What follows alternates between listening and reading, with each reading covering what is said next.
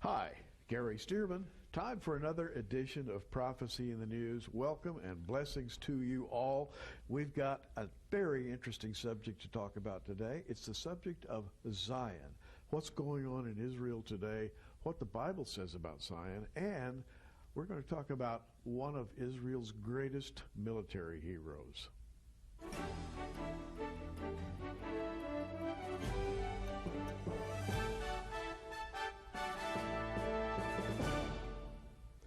Well, it's my pleasure to be with you today, and with me in studio is Bob Ulrich. Hi, Bob. Gary, I am excited to be here today. You know, it's always nice when Bob and I can sit and talk about a number of prophetically oriented Bible subjects, as we often do, whether we're on the television screen or whether we're just talking in the office. It's a favorite subject of ours. We're going to talk about Israel today. And I have written an article in the October 2012 edition of Prophecy in the News magazine. The article is entitled Zion, the Rock. And it deals with the biblical discussions of Zion and Zionism. In fact, Bob, let me just read a verse here, because the very first time the word Zion appears in the Bible is in 2 Samuel 5:7, where it says, "Nevertheless, David took the stronghold of Zion. The same is the city of David." And so David captured the fortress of Zion. He named it. He actually gave that name to the fortress. It's still there today. It is the Temple Mount in downtown Jerusalem, which has been called Zion ever since David named it that. It's a very biblical subject. It's right at the center of Bible prophecy. Well, there's a long story behind Zion. Even before David, took it and actually purchased it, for a staggering sum of money. I think you've written in your article $1 million in today's value, based Sure. on the price of gold and silver and commodities. But the story behind Zion, and I'm not sure I fully understood this until I read this article. The history of it goes farther back, and there's tremendous significance to that physical location located in the center of Israel. Has a special place in God's heart, doesn't it? Well, it goes all the way back to Abraham, when Abraham had a battle with 4 Gentile kings. After the battle, he paid tithes to God through Melchizedek, the priest. And Melchizedek, the priest, was actually acting as priest at this very location, which is today called the Temple Mount. It has been called Mount Moriah.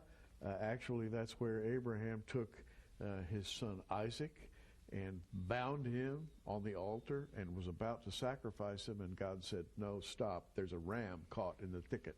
And we all know those stories. All of those stories take place right around the Temple Mount, which is Mount Zion.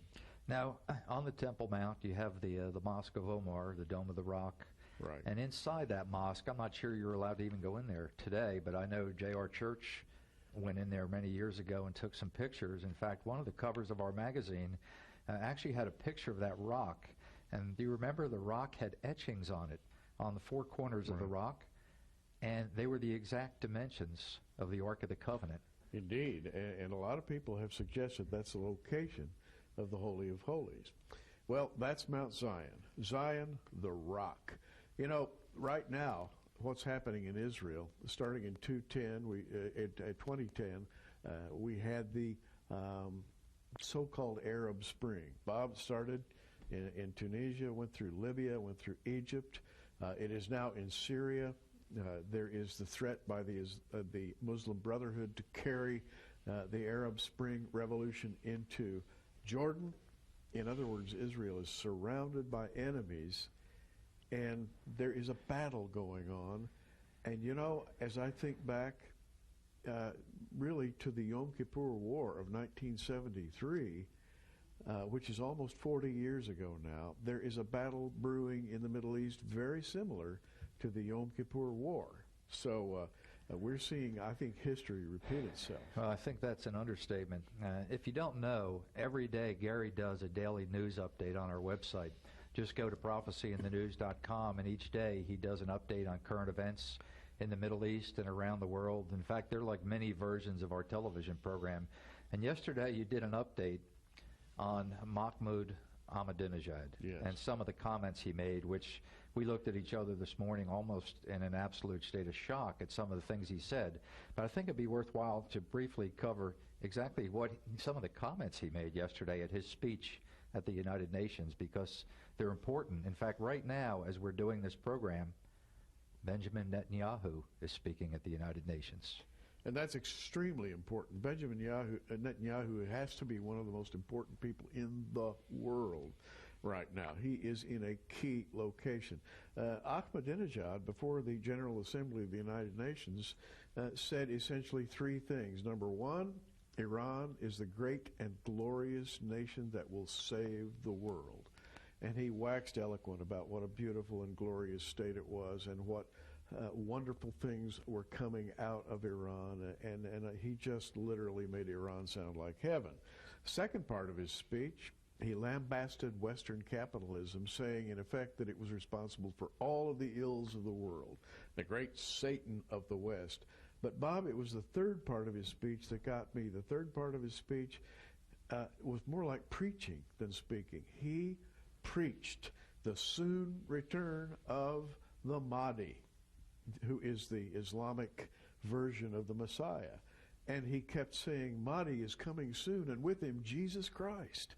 And in fact, twice he said, Mahdi is coming very soon, and Jesus Christ is coming with him.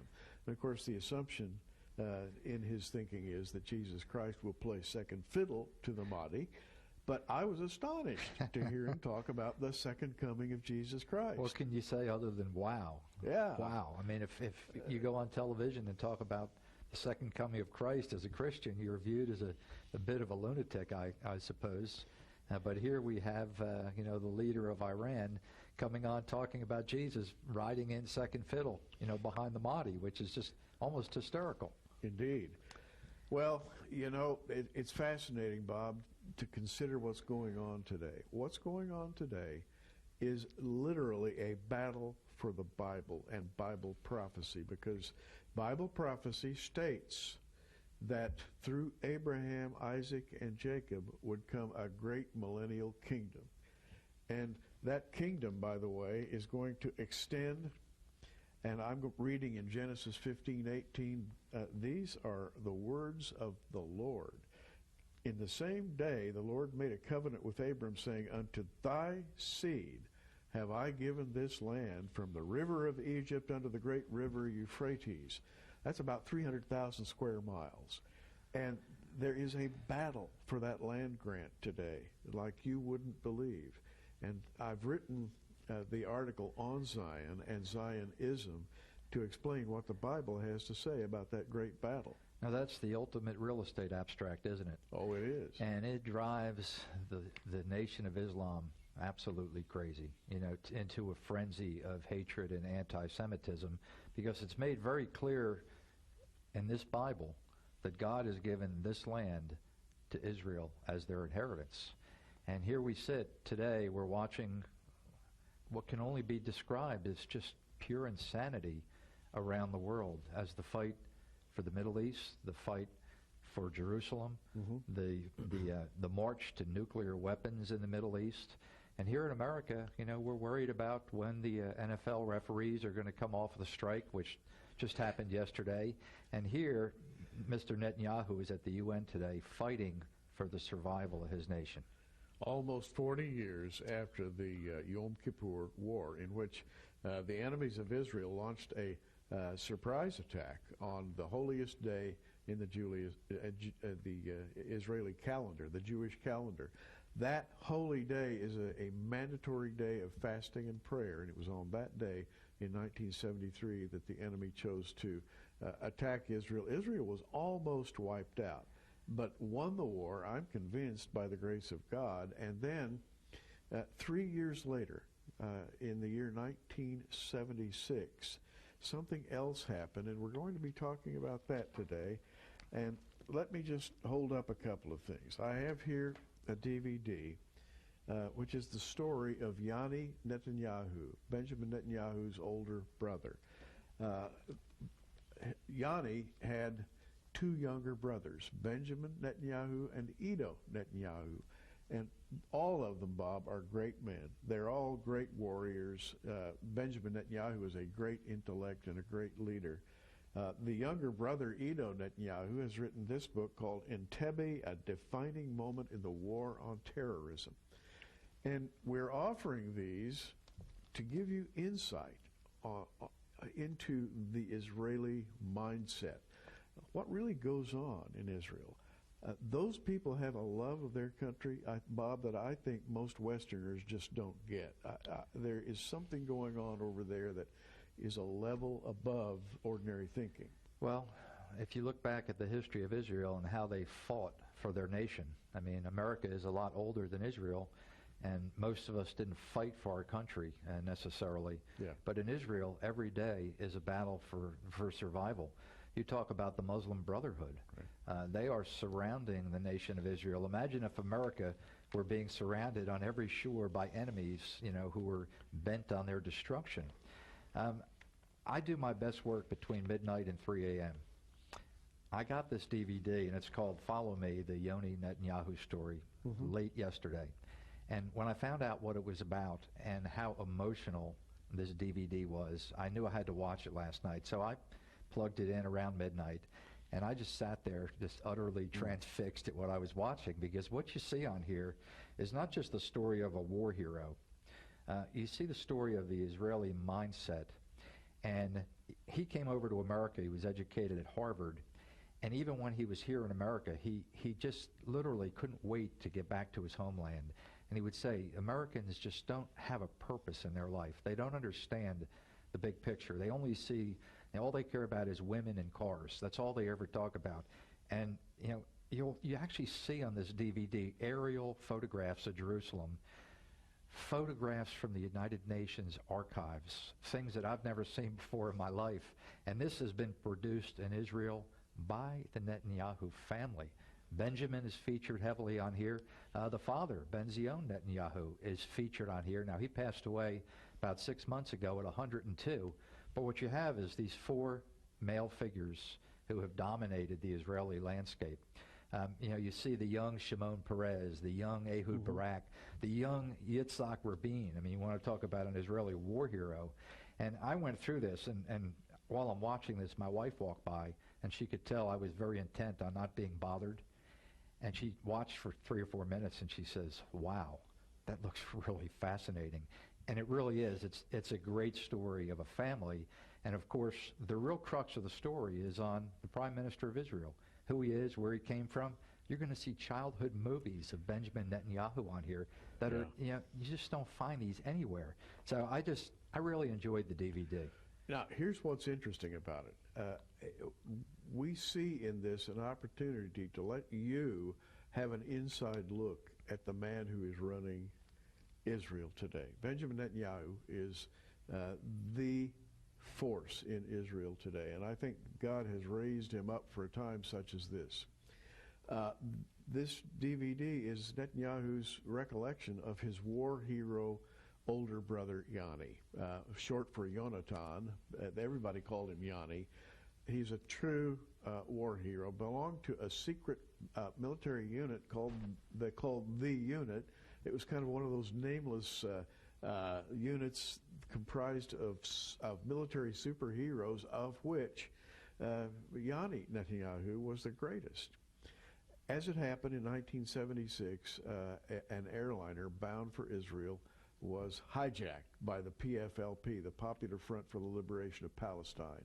And it was taken to Entebbe, where at the time Idi Amin Dada was the reigning president, and they thought they would find a kind of a receptive place to hold Israeli hostages until they got what they wanted from the Israeli government. Well, that's the beginning of the story, Bob.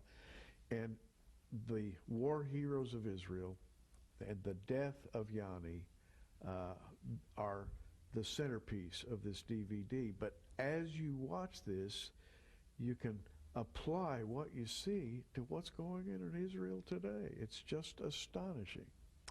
Well, the Israeli military is legendary. I guess the unit would be the equivalent of SEAL Team Number 6 Absolutely. in America. And I just found the story, and they interviewed all these men on here from the unit. They're here. Yoni Netanyahu's first wife, who he divorced, is on here being interviewed about her ex-husband and some of the insights she gives into him and his love for Israel, his love for the military. I mean, in some ways, I think he was a little bit reckless, which is probably why he died at Entebbe in Uganda. He died at 38 years old, or actually 30 years old. And the fascinating thing is he was so dedicated to Israeli security that he rarely saw his wife. And she makes a point of that on the DVD, that he was never around. Crumbled. But I think of him as Israel's, modern Israel's greatest war hero. And I also think of him as something else. He's the spirit of the Israeli fighter. And his brother, Benjamin Netanyahu, narrates this DVD in a most remarkable way, talking about the family relationships, the relationship of the family to Israel proper, Israeli society.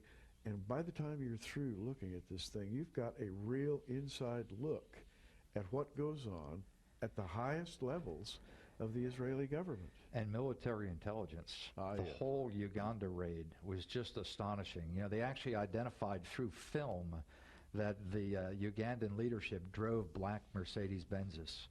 And so on this cargo plane that flew all these Israeli soldiers over to Uganda, 3,000 miles to rescue these hostages. There's nothing that's ever happened like this in history. They flew in a cargo plane off the radar for 3,000 miles, stuffed with soldiers in a Mercedes-Benz, inside the cargo plane, and they drove the Mercedes off the plane, and they actually show on their return successful trip, they show the Mercedes backing out of the plane back onto the runway in Israel, you know, to a glorious celebration that they rescued all these hostages. And of course, unfortunately, there was one death, you know, at the Entebbe raid, and that was Yoni Netanyahu. Now, the point that we're trying to make here is twofold. Number one, Zion is a biblical concept and precept that the Jews consider to be worth fighting for, giving up their lives for.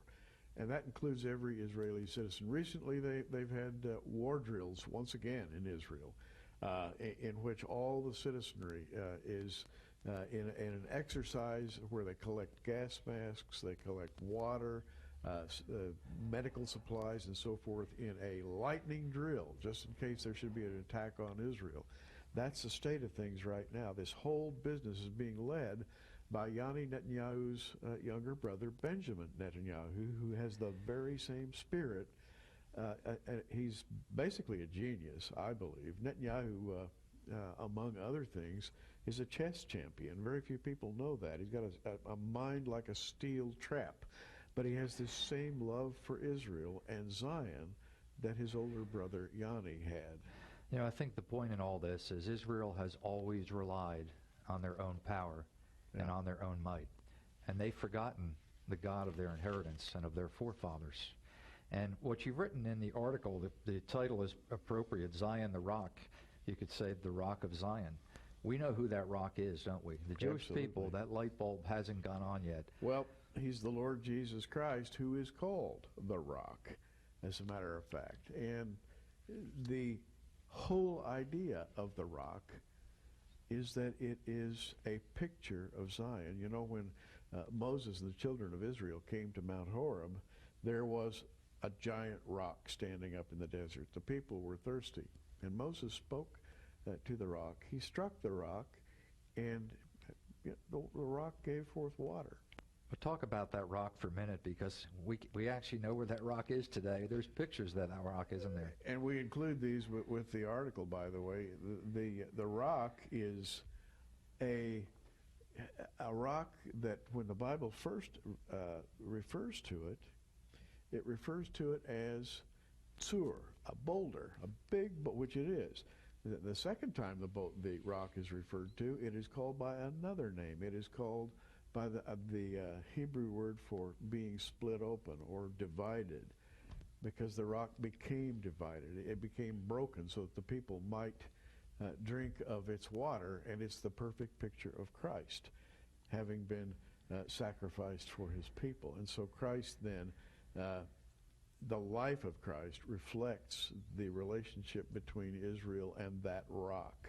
I think you wrote in the article that once the rock was split, it took on completely new and different characteristics. It did indeed. And you know, there's a fascinating discourse on the rock in the Bible, in the Song of Moses, where the rock, capital R-O-C-K, is mentioned 5 times in the Song of Moses. Deuteronomy chapter 32, for he is the rock, his work is perfect, for all his ways are judgment. And so here the Lord is called the rock for the first time. We have him mentioned again in Deuteronomy 32:15, where he is referred to as the rock of his salvation. That is, he's the rock of Israel's salvation. He's mentioned in Deuteronomy 32:18 as the rock that begot thee. In other words, the rock gave birth to the 12 tribes of Israel. And again, he's mentioned in Deuteronomy 30, how should one chase 1,000 and two put 10,000 to flight, except their rock had sold them, the Lord had shut them up. Here is a dark passage in which Israel denied their rock, and they were overcome by their enemy. And Moses in his song says, how could Israel be defeated unless their rock had abandoned them? And of course, over and over again in the Old Testament, we see Israel rebelling against God. Right. Over and over and over again, sinking into idolatry, and then coming back, and then one miracle after another, and then they would come back again, then they would fall away. Verse 31, to conclude the 5th usage of this term rock in the Song of Moses, for their rock is not as our rock, capital R-O-C-K. Even our enemies themselves being judges. Our enemy, says Moses, understands this very well, that we have a rock. Well, the rock that is Zion is the symbol of Israel, but it's the symbol of the Lord God of Israel.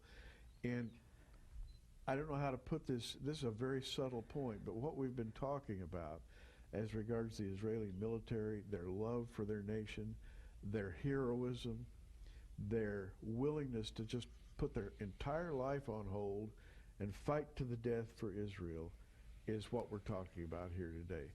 This book on Entebbe, about Yanni Netanyahu, this DVD, Follow Me, because he was a great leader and people did follow him until the moment of his death, captures the spirit of Zion. It captures the spirit of David when he ascended and captured Zion and named it Zion, the rock. Well, I think you put it well in just one paragraph in your article. It says, Zion is a place. It is Jerusalem. Think of it as the bullseye on a target. You couldn't have put that any better. It is literally the focus of world power today. Every force on earth covets it, and in the near future, those forces will be brought there to battle.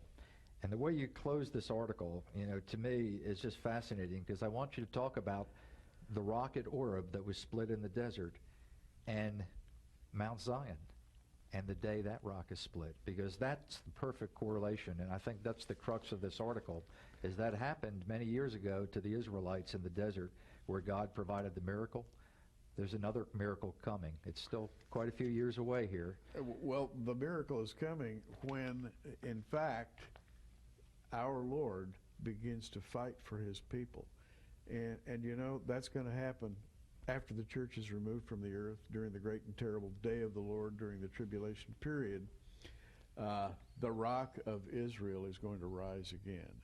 And we have such short time here on a 30-minute broadcast, you're going to have to read the entire article to get the thrust of what I'm talking about.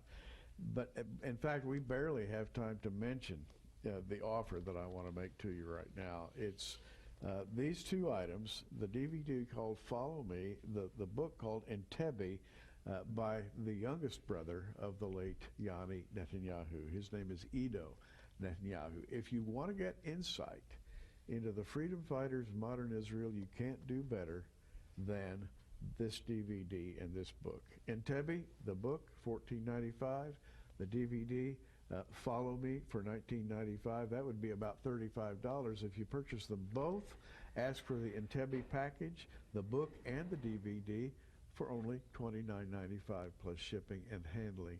And believe me, you will be transfixed when you watch the greatest military hero of modern Israel, his dedication, and his brother Benjamin referring to the events of his life. It's going to give you some insight that you just will love having. Gary, we're the only ministry that has this DVD right now. It came about kind of accidentally and came together very quickly, literally in a 12-hour span. I got that DVD yesterday. We're on television today with it. It's still in the works of being finished. The DVD is finished. They're being duplicated right now. If you order the DVD today, there's probably going to be a little bit of a lag of maybe a week or two before we ship it out. But literally, if you want to get this movie, and you will want to see this movie because it is truly astonishing, I think you want to get it from Prophecy in the News today. We'll be the first ones to have it. We'll be the first ones to ship it. It gives you an insider look at what it's like to be in the military in Israel, what it's like to actually be in Entebbe on that Ugandan raid, and then Benjamin Netanyahu and his father and the passion they have for Zion is just, you can't describe it in words. You have to see it. Except to say that in this DVD, you're going to get a greater insight into the mind of Benjamin Netanyahu than you can get any other way. You listen to him talking about his late brother, and you listen to the dedication, the love. You listen to him talking about his thoughts concerning the destiny of modern Israel. And it'll be like you're sitting in the same room with him and just listening to him speak about his heart's desire for Israel. It's an amazing DVD. And Bob, I'm glad we're among the first to be able to offer it. Well, I just, I loved it. It was, there were things in there I just didn't have a full understanding of, but even to the funeral of Yoni Netanyahu with the father and Benjamin reading at their son's funeral, it's a very moving, emotional presentation. And I'd like for you to read my article called Zion, the Rock, in the October 2012 edition of Prophecy in the News magazine. There are a number of ways you can subscribe to this magazine. All you have to do is call the 800 number on your screen and ask for a year's subscription. Somebody would be glad to help you. Bob, it's always great talking to you like this. This is a subject truly worth following up. It was an enjoyable program. And to you, keep watching Jerusalem. Keep watching the center of this world. Gary Stearman, keep looking up, everybody. Prophecy in the News is a viewer-supported program made possible by our many friends around the world. Be sure you tune in every day for breaking news and our daily prophetic news updates at prophecyinthenews.com, or follow us on Facebook at facebook.com/prophecyinthenews.